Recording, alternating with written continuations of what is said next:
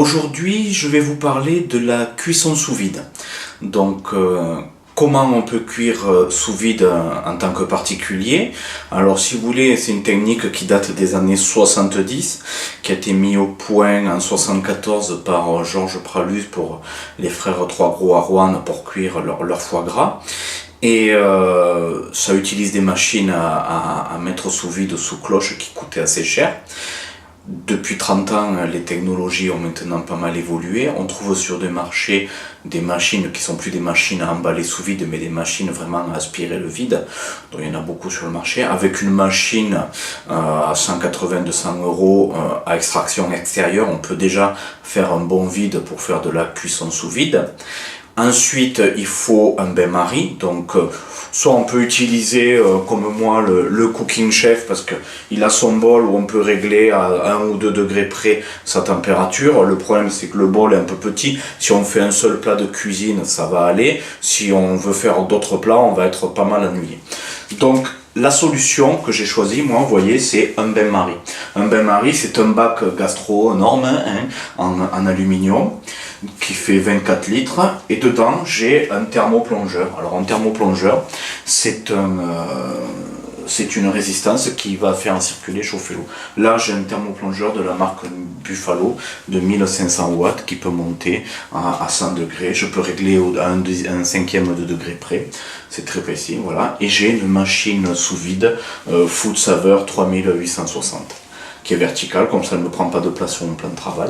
On va démarrer notre expérimentation aujourd'hui avec des champignons. Donc j'ai pris une petite barquette de champignons de Paris, je les ai pelés, nettoyés, je les ai passés un petit peu au citron et j'ai fait des bâtonnets de carottes. Donc avec ça nous allons voir maintenant comment on utilise des sacs de cuisson, parce que il y a des sacs de conservation, il y a aussi des sacs de cuisson. Nous allons donc utiliser des sacs de cuisson. Nous allons voir comment nous mettons sous vide et ensuite comment nous faisons cuire les légumes dans le bain-marie. Alors, première étape, nous allons mettre sous vide nos légumes, nos bâtonnets de carottes avec un petit peu de beurre et nos champignons aussi. On va pulvériser un petit peu d'huile d'olive à base de parfumé à la truffe aussi pour donner un petit goût intéressant à notre préparation. Maintenant, nous allons voir ensemble comment nous allons mettre sous vide avec la machine nos ingrédients et ensuite comment nous allons les faire cuire sous vide. Voilà, donc pour mes carottes, j'ai mis un peu de fleur de sel de Guérande, à peine une pointe. On en met très peu parce que sous vide, ça relève pas mal. Donc je prépare ma pochette que je peux ouvrir comme ça. Il faut laisser toujours les côtés bien propres. Hein. Voilà, et on va verser nos bâtonnets de carottes.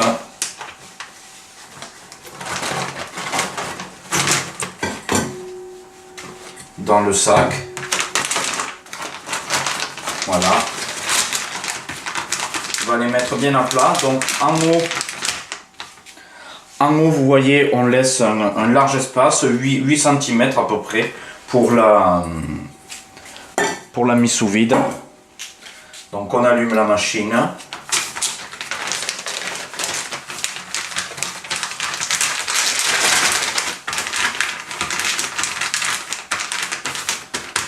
Je vais mettre une pointe de beurre.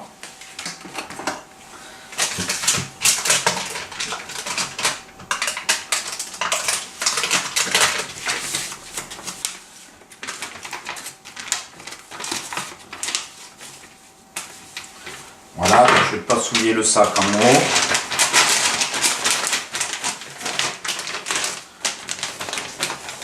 Voilà, ma machine est prête, je vais amener mon sac.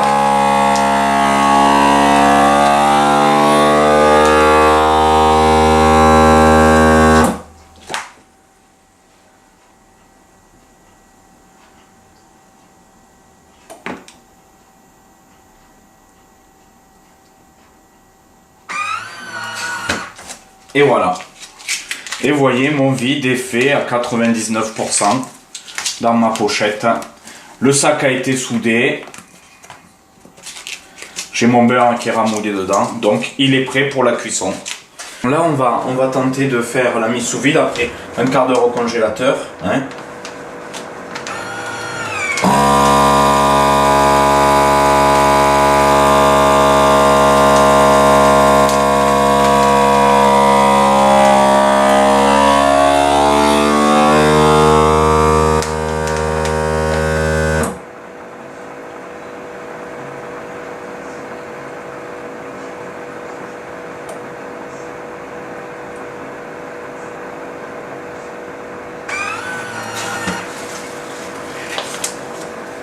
Et la soudure a été faite. Maintenant que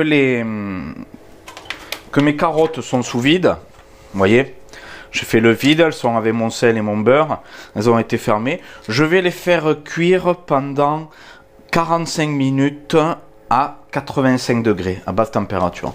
Donc pour ce faire, j'ai posé sur mes plaques un bac à bain-marie gastro, vous voyez. J'ai mis 20 litres d'eau. Il y a ici mon thermoplongeur Buffalo qui est connecté, il fait 1500 watts. Il y a un trait mini maxi, vous voyez, avec les grilles pour faire tourner l'eau. Il ne faut jamais dépasser le maxi avec le produit et le mini. Donc je mets en général de l'eau chaude avec l'autre bac gastro qui va me servir à refroidir. Je mets de l'eau chaude jusqu'au trait du bac gastro. Et ensuite je plongerai. J'ai réglé ici sur le dessus, je suis en Celsius. Je lui ai mis ma température que je voulais qui est de 85 degrés. J'ai pas précisé l'heure pour le moment, je la réglerai tout à l'heure parce qu'il est en préchauffage. Là je suis monté déjà, quand j'ai mis l'eau elle était à peu près à 40 degrés du robinet. Et là je l'ai monté, je suis à 63-64 degrés. Donc encore un quart d'heure je pense ou 10 minutes pour la monter à 85. Quand elle sera à 85, à ce moment là je mettrai mon... Donc maintenant notre eau est à 85 degrés, voire 88 au-dessus. Je vérifie avec mon thermosonde. 84. Et c'est parti. Donc je prends mon sachet de carottes et je les plonge.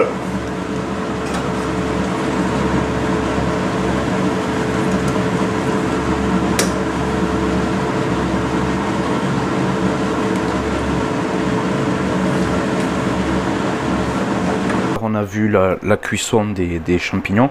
Les champignons, je les ai mis un quart d'heure à 20 minutes au congélateur. Donc à partir du moment où je les ai mis au congélateur, qu'ils étaient bien fermes, bien secs, j'ai pu les mettre sous vide sans problème. La soudure c'est bien fait, j'ai pas eu de remontée d'humidité dans le sac. Et voilà. Et là je les fais cuire pareil 20 minutes au lieu de 45 minutes comme les carottes. 20 minutes à 85 degrés. Voilà, donc la cuisson se termine, l'appareil a bipé. Vous voyez, on entend le bip. Donc on l'arrête. On va sortir les sacs avec la pince. Et on va les plonger dans un bac gastro plein d'eau froide glacée pour couper la cuisson. Pareil, vous voyez, ils ont rendu de l'eau, mais le vide est bien. C'est bien conservé.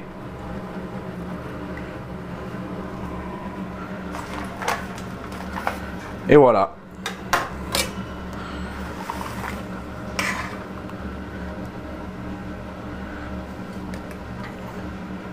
Là, on a une eau à 15 degrés pour couper la cuisson. Voilà, donc là, les sachets sous vide ont bien refroidi dans l'eau glacée. Avec des glaçons plus bas aussi, voilà. Donc je les laisse bien 20 minutes, 30 minutes dans le bac de refroidissement.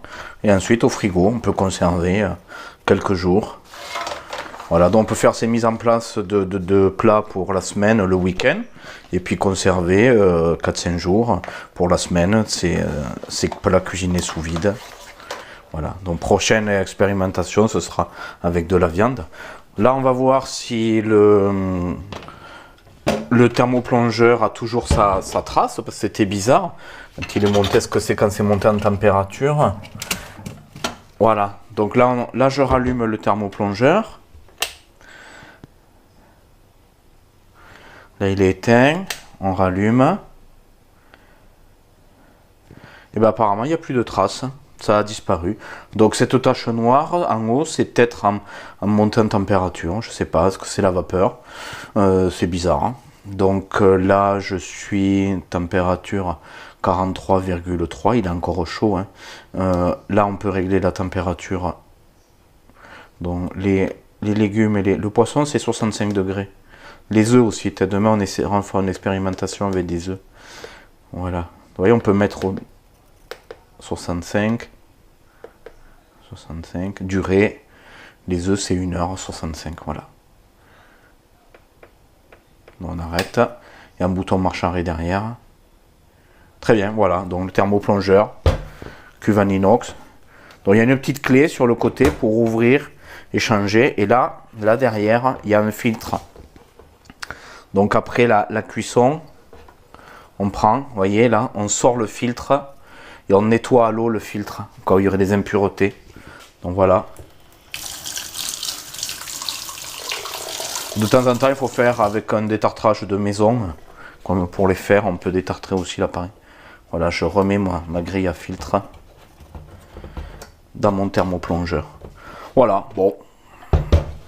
C'est un investissement de 190 €, mais ça me paraît correct, à part ce défaut de tâches au-dessus.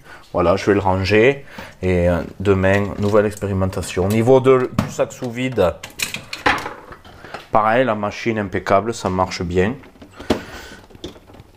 J'ouvre ici, là on peut mettre des sacs et couper. Alors on met les sacs, on coupe, on fait la soudure, une première soudure, on retourne le sac, on le remplit. Je ferai une démo demain, voilà.